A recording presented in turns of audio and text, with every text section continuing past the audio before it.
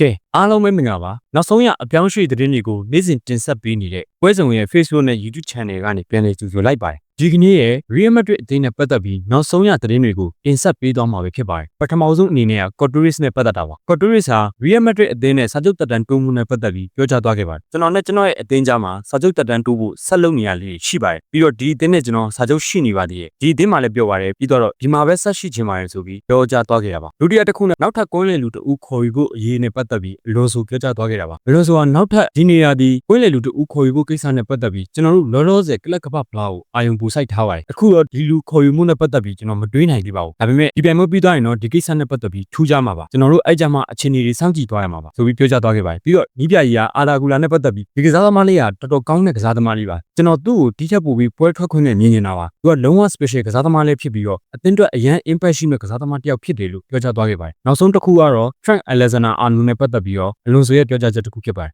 Trent ကတော်တော်လေးထူးခြားပြီးကွဲပြားလွန်းတဲ့ညာနောက်ကစားသမားကောင်းတူပါသူအသင်းကိုရောက်လာပြီးကျွန်တော်တို့နဲ့ပူးပေါင်းဆောင်ရွက်နေရတွေအသင်းကိုပံ့ပိုးနေရတွေကတော်တော်လေးအမှန်ကန်ဖြစ်ဖို့ရန်ကောင်းပါတယ်ဆိုပြီးပြောကြားသွားခဲ့ပါတယ်ဒီနေ့အတွက်နောက်ဆုံးရ Real Madrid နဲ့ပတ်သက်တဲ့သတင်းတွေကတော့ဒီလောက်ပါပဲဗီဒီယိုလေးကိုအဆုံးထိကြည့်ပြီးတဲ့အတွက်ကျေးဇူးများကြီးတင်ပါတယ်နောက်ဗီဒီယိုတွေမှာပြန်လည်ဆုံတွေ့ကြပါမယ်ဗျ